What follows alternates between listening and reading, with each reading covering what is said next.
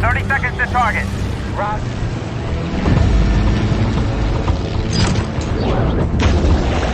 You're standing on the USS Arizona. 45,000 tons of American steel, armor 14 inches thick, guns that can flatten cities. 400 years of naval dominance ends that morning. Not ship to ship, not gun to gun, from the sky. By planes, most admirals had dismissed as toys. Everything just changed. In the early 1900s, the battleship was everything. Countries poured fortunes into building them. Britain had the HMS Dreadnought. The U.S. had the Missouri and the Iowa. Japan had the mighty Yamato. Sailors looked at these ships like living gods. They were massive, loud, and impossible to ignore. The deck shook when those huge guns fired. The sound rolled across the water like thunder. To serve on one was an honor. To command one was a dream. But somewhere in the distance, in quiet hangars and airfields, a new idea was being born. A fragile, buzzing idea with wings. Airplanes. At first, they seemed like toys. Cloth wings, sputtering engines, barely staying in the air.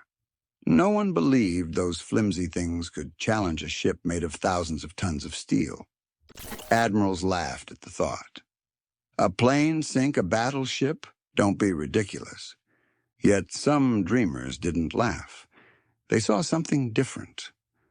What if the sky could reach the sea? What if, instead of fighting the enemy you could see on the horizon, you could strike the one beyond it?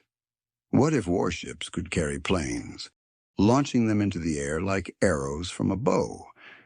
And just like that, the aircraft carrier was born, not out of confidence, but curiosity.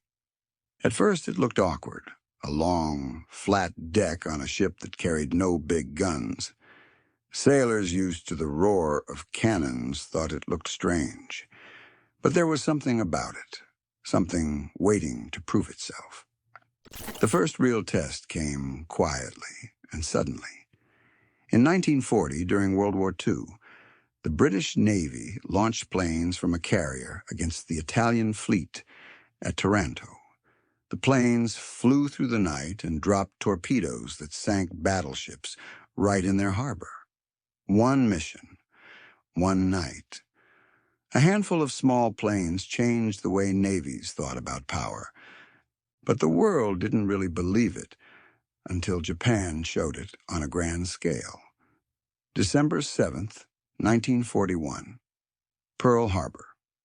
Japan's carriers launched hundreds of aircraft that struck the U.S. Pacific Fleet at anchor. Battleships that had stood as symbols of power for decades burned and sank within hours. The lesson was brutal and unforgettable. The ocean had a new weapon now. It didn't stop there. The U.S. answered back.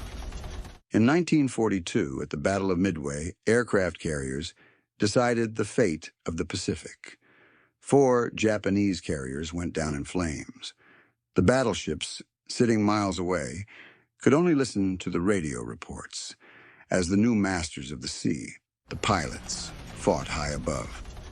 The age of the battleship ended not with a ceremony, but with fire in the sky.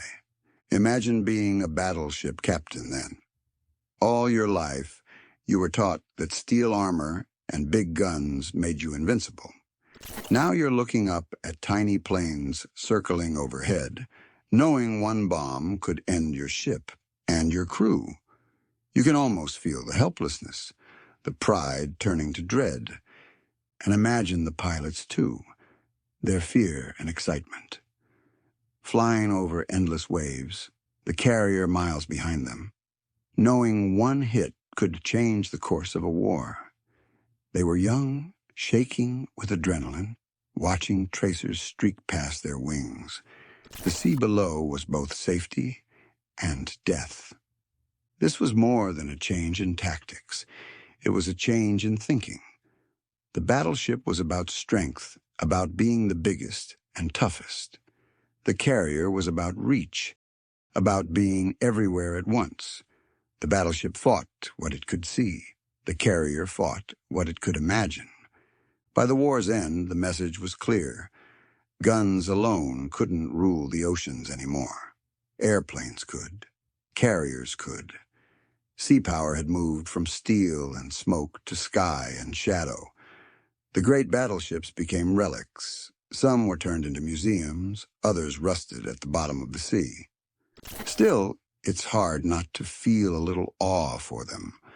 The battleships were symbols of human ambition, of the belief that we could build something unstoppable.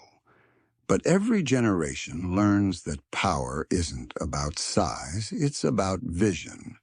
The carrier proved that. It wasn't just about ships, it was about minds, about the engineers who built longer flight decks, the mechanics who risked their lives on smoking decks, and the pilots who turned the ocean into a runway. It was about the courage to change when everyone else said you were crazy. If you close your eyes, you can almost see it.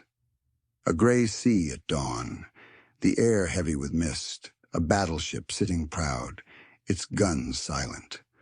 Far off, a flat-topped carrier hums with life. A plane roars down the deck, lifts into the air, and disappears into the clouds. The future rising. What happened next? The world followed. Every major navy shifted focus. The United States built fleets of carriers. The British restructured their navy. Japan poured its remaining strength into carrier warfare. The oceans would never look the same. Even today, when you see an aircraft carrier, massive, brimming with jets, surrounded by smaller ships, it's more than just a machine. It's a living monument to that moment in history, the moment when the sea bowed to the sky.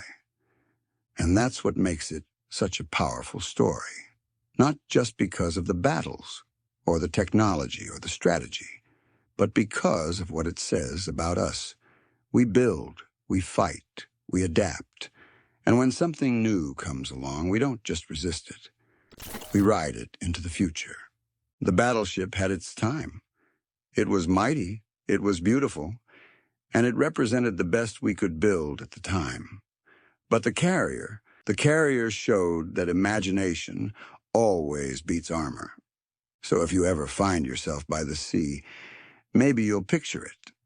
The old giants sleeping beneath the waves, and above them the new rulers, floating cities with runways stretching to the horizon.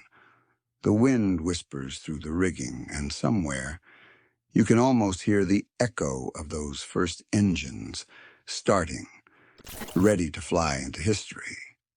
That was the moment sea power changed forever.